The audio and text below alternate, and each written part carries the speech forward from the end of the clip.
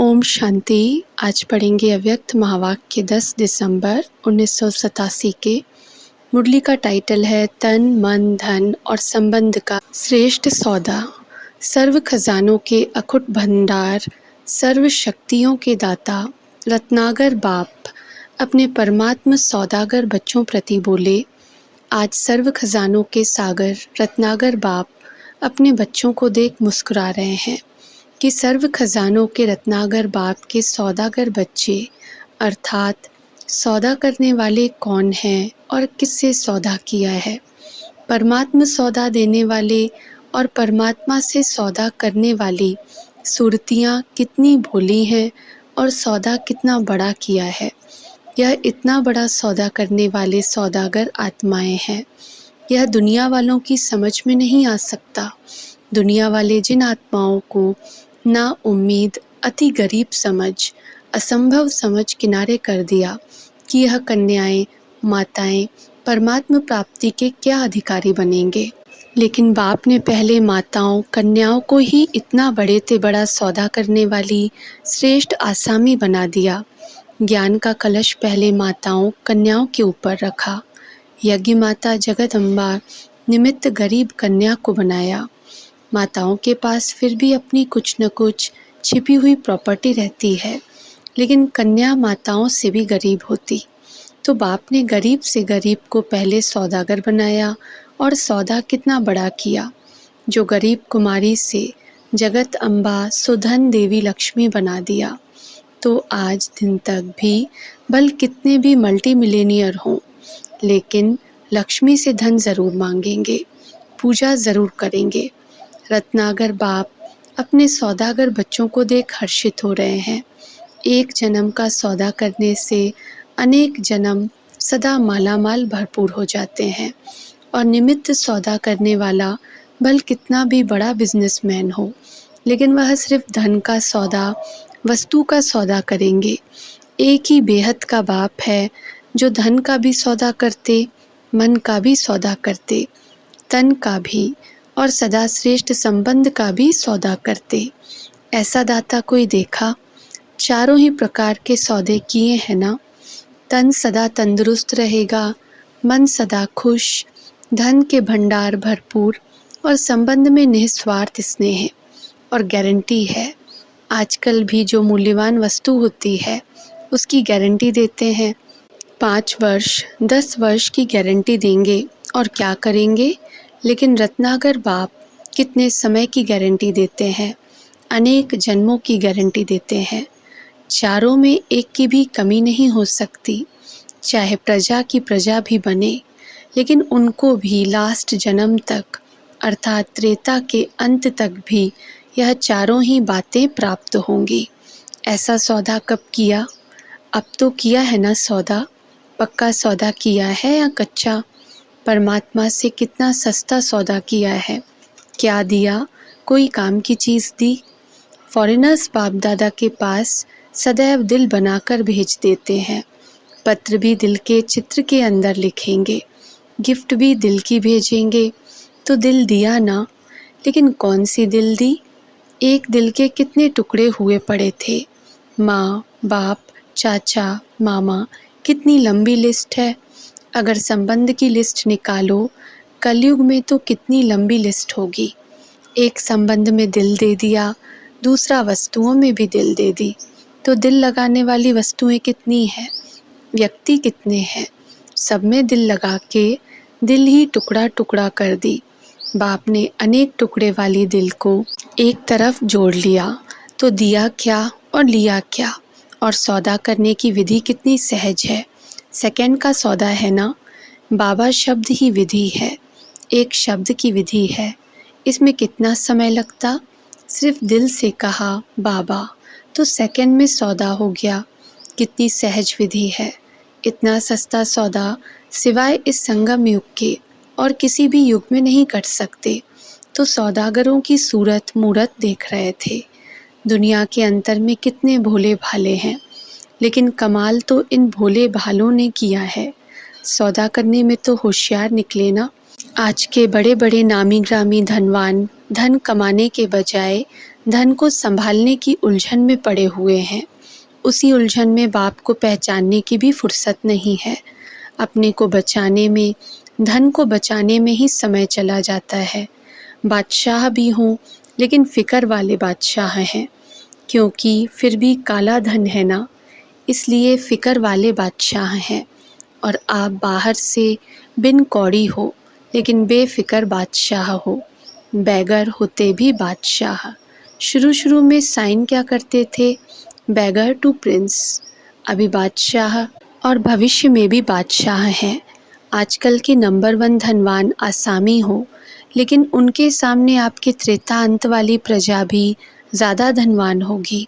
आजकल की संख्या के हिसाब से सोचो, धन तो वही होगा और ही दबा हुआ धन भी निकलेगा। तो जितनी बड़ी संख्या है, उसी प्रमाण धन बाँटा हुआ है। और वहाँ संख्या कितनी होगी, उसी हिसाब से देखो तो कितना धन होगा। प्रजा को भी अप्राप्त कोई वस्तु नहीं। तो बादशाह हुए ना। बादशाह का अर्थ यह नहीं कि तख्त पर बैठे। बादशाह अर्थात भरपूर, कोई अप्राप्ति नहीं, कमी नहीं। तो ऐसा सौदा कर लिया है या कर रहे हो, व अभी सोच रहे हो। कभी कोई बड़ी चीज़ सस्ती और सहज मिल जाती है, तो भी उलझन में पड़ जाते कि पता नहीं ठीक है या नहीं। ऐसी उलझन में तो नहीं होना, क्योंकि भक्ति मार्ग वालों ने सहज को इतना मुश्किल कर और चक्र में डाल दिया है, जो आज भी बाप को इसी रूप से ढूंढते रहते हैं। छोटी बात को बड़ी बात बना दी है, इसलिए उलझन में पड़ जाते हैं। ऊंचे ते ऊंचा भगवान, उनसे मिलने की विधियां भी लंबी चौड़ी बता दी। उसी चक्र में भक्त आत्माएं सोच में ही पड़ी हुई हैं। भगवान भक्ति का फल देने भी आए हैं, लेकिन भक्त आत्माएं उलझन के कारण पत्ते पत्ते को पानी देने में ही बिजी हैं। कितना भी आप संदेश देते हो, तो क्या कहते हैं? इतना ऊंचा भगवान ऐसे सहज आए, हो ही नहीं सकता।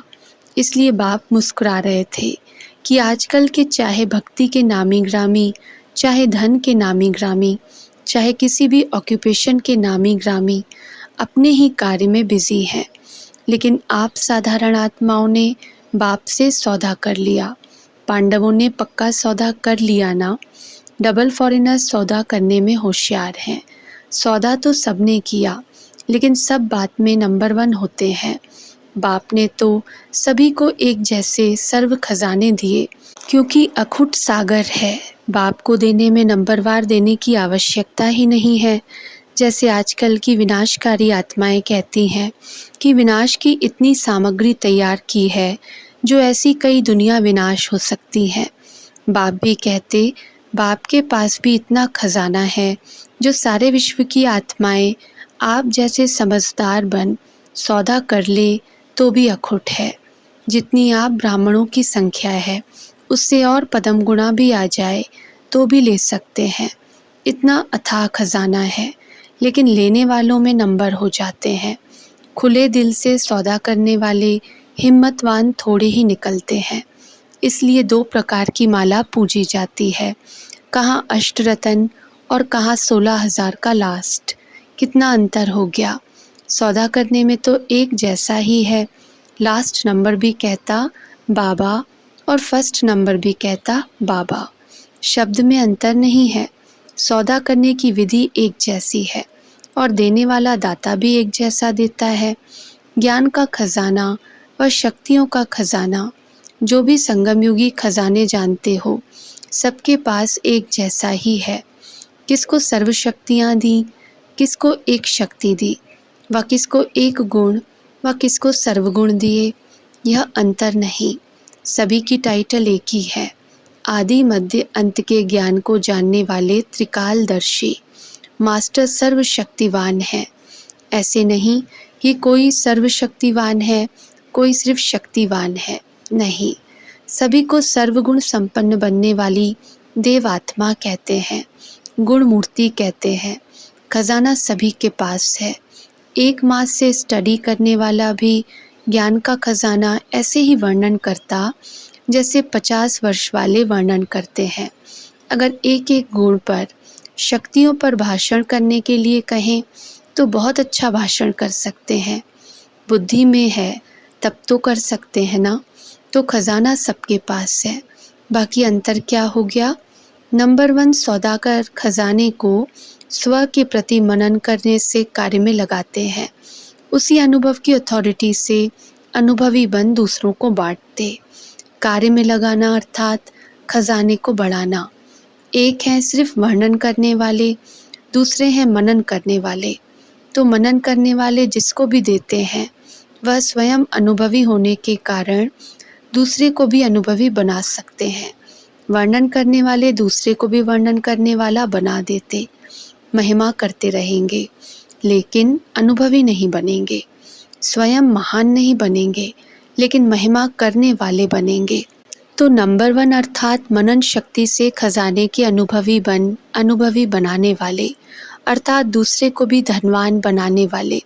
इसलिए उन्हों का खजाना सदा बढ़ता जाता है और समय प्रमाण स्वयं प्रति और दूसरों के प्रति कार्य में लगाने से सफलता स्वरूप सदा रहते हैं। सिर्फ वर्णन करने वाले दूसरे को भी धनवान नहीं बना सकेंगे और अपने प्रति भी समय प्रमाण जो शक्ति, जो गुण, जो ज्ञान की बातें यूज़ करनी चाहिए वह समय पर नहीं कर सकेंगे। इसलिए खजाने के भरपूर स्वरूप का सुख और दाता बन देने का अनुभव नहीं कर सकते। धन होते भी धन से सुख नहीं ले सकते। शक्ति होते भी समय पर शक्ति द्वारा सफलता पा नहीं सकते। गुण होते भी समय प्रमाण उस गुण को यूज़ नहीं कर सकते, सिर्फ वर्णन कर सकते हैं। धन सबके पास है लेकिन धन का सुख समय पर यूज़ करने से अनुभव होता।